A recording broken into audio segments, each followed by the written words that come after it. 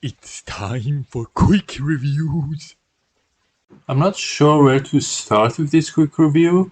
Perhaps I'll start by saying there's a huge cast for this movie and they all play a role, none of them insignificant. There's not like one person that I can say, yeah, the story it starts with this main character and you follow them till the end. No, that's not how it is. This movie follows a lot of characters, so if you're not a fan of multiple stories moving along together, then perhaps this movie is not for you. But it was done well. I could keep up without a problem and was never confused by anything. The different stories may seem separate, but towards the end they all start converging and you'll see the connections. That's the thing with this movie, it requires your patience. Especially the first 35 minutes. As you're watching it, you may get bored, as I did, but later on it will hook you and you'll see why you were presented with that first part of the movie.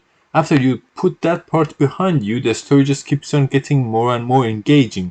But perhaps for those who want a more sort of immediate satisfaction, this movie is not for you. If I had to summarize the plot, well, you follow Willard Russell, a soldier who comes back from Vietnam and bumps into his wife on his way back home, and they end up making a family with a child. However, he's been affected by what he's seen and done in Vietnam, and this in turn will determine how he reacts to the events occurring to him and his family. You'll be mostly following the life of his family, but like I said, there are a lot of other characters and plots. Which brings me to talk about the actors. Solid work from everyone, actually more than solid. Tom Hiddleston and Robert Pattinson stepped out of the typical characters they're associated with and they killed it. The way Tom plays Arvin, the child of Willard, you totally believe it, how his uprising resulted in the person he is now, his attitudes, his belief. He portrays a damaged character who is not mean at heart but has been molded not to show any weakness or soft spot. Robert, on the other hand, he impressed me the most by creeping the shit out of me. I won't go into details about his characters because you need to see it for yourself. There were other stars in the movie as well, and like I said again, they all did a good job. Sebastian Stan, Harry Melling, Bill Skarsgård, and Jason Clarke, just to name a few. Acting was A plus.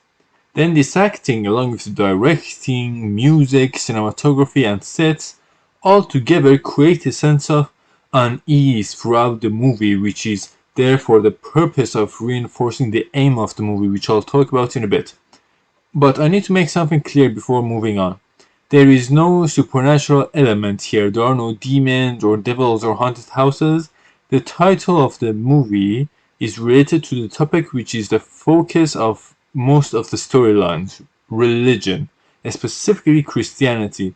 Now, I'm not a Christian, I don't know much about Christianity, so I cannot say how accurately this movie depicts how it is done or was done, as this movie is set in the past, but I don't think that's the point.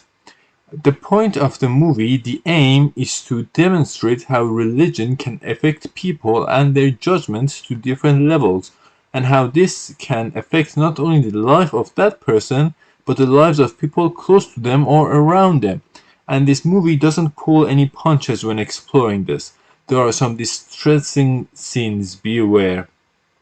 So, in conclusion, if you like dark movies which draw you in, you become invested, which are slow burning with good storytelling, environments, acting, and all that, then you'll enjoy this.